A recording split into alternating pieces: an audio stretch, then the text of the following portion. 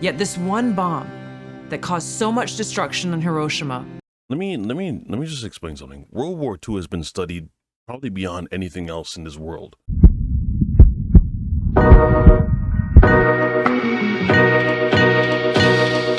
Okay, so Tulsi Gabbard apparently just learned some stuff about World War II.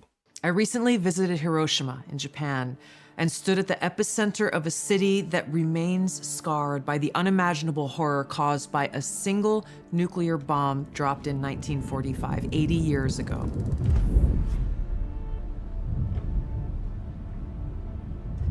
It's hard for me to find the words to express what I saw, the stories that I heard, the haunting sadness that still remains. This is an experience that will stay with me forever. This attack obliterated the city, killed over 300,000 people, many dying instantly while others died from severe burns, injuries, radiation sickness, and cancer that set in the following months and years. Nagasaki suffered the same fate. Homes, schools, families, all gone in a flash. The survivors, the hibakusha, they carried the pain of extreme burns, radiation sickness, and loss for decades. Survivors of this attack were asked to put in paintings and drawings their own memories and how they felt and what they saw, and those paintings and the suffering that they conveyed, the pain and the sense of loss were almost more powerful than the photos themselves. Yet this one bomb that caused so much destruction on Hiroshima. World War II has been studied probably beyond anything else in this world. Don't get it twisted. I greatly appreciate the PSA that she's providing. There are books, there are memorials, there are movies. Heck, they just made a movie about the guy that built the bomb. The way that she's conveying this is almost like this is some revelation that she needs the world to be aware of. Trust me, we might not have felt it, but we all know about the effects or the hypothetical effects that a nuke can have. Not all nukes are built the same, and not all countries have the exact same type of nukes that another country has. And on top of that, they've grown tremendously in comparison to the ones that were dropped on Hiroshima and Nagasaki. If you want to get an idea when it comes down to scaling, here's the size chart. These two way down on the left, these are the two that she's talking about when it comes down to Hiroshima and Nagasaki. The more modern bombs, though, are the next three on the right. They dwarf anything that's been dropped so far. So yeah, they've grown. We know this. Everyone knows this. Destruction on Hiroshima was tiny compared to today's nuclear bombs. The bomb that was dropped on Hiroshima had a yield of just 15 kilotons of TNT, whereas today's nuclear warheads range in size from 100 kilotons to over 1 megaton. A single nuclear weapon today could kill millions in just minutes. Just one of these nuclear bombs would vaporize everything at its core: people, buildings, life itself. The shockwave would crush structures miles away, killing and maiming countless people. And then comes the fallout. Radioactive poison spreading through the air, water, and soil, condemning survivors to agonizing deaths or lifelong suffering. Is this because of Iran? Serious question. Is this because of Iran that there's a push for Iran to all of a sudden get a nuke? Is this to keep them out of the nuclear game? I'll bring it to everyone's attention in a little bit, but I heard a threat that was levied a little while back. It wasn't from a political elite or whatever, a politician or anything along those lines, but certainly I would think that this guy might be speaking on behalf of fearless leader. So I'll let you guys see that in a second when she's done. A nuclear winter could follow, with smoke and ash completely blocking the sun, plunging the world into darkness and cold, killing crops and starving billions. Acid rain would scar the earth, wiping out entire ecosystems. This isn't some made-up science fiction story. This is the reality of what's at stake, what we are facing now. Because as we stand here today, closer to the brink of nuclear annihilation than ever before, political elite and warmongers are carelessly fomenting fear and tensions between nuclear powers. Perhaps it's because they are confident that they will have access to nuclear shelters for themselves and for their families that regular people won't have access to.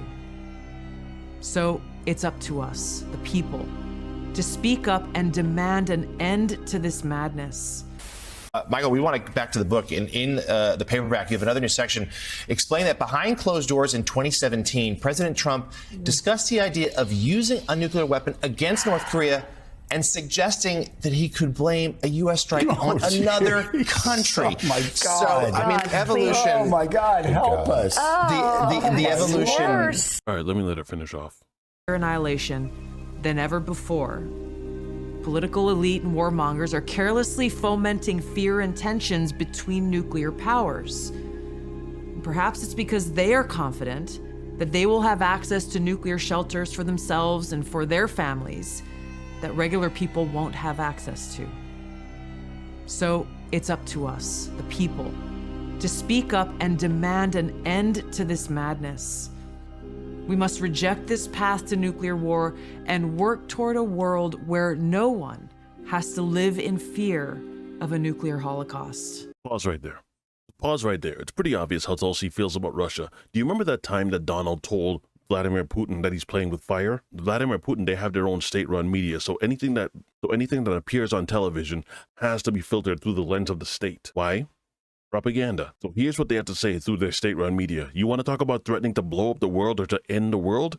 The man full-on said, "What's the world if Russia's not in it?" What?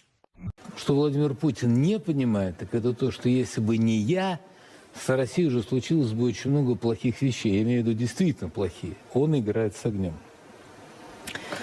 При всем уважении к Дональду Трампу, мне кажется, что это Дональд Трамп не понимает. Ни России, ни Верховного Главнокомандующего. Мы изначально готовились к войне с НАТО.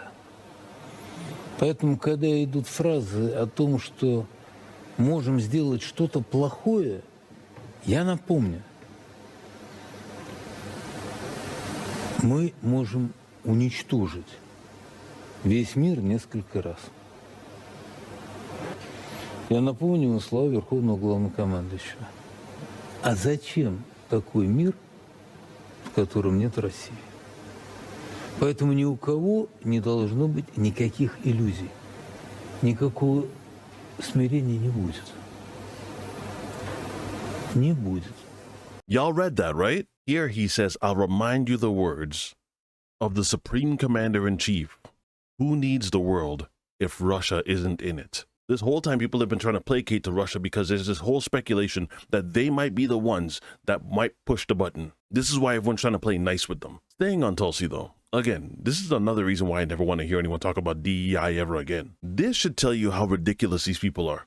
Tulsi Gabbard apparently said that she used AI to decide which JFK assassination files to release. You know why these chiefs and secretary positions are so coveted? It's because it requires diligence and an unbridled amount of attention to detail. You have to be able to focus. You have to be able to parse through information, and you have to be able to assess a situation very quickly. In other words, you kind of have to know what it is that you're doing. When it came down to determining what files should be classified and what shouldn't, she didn't utilize the unlimited amount of staff that she has available to her. She used AI.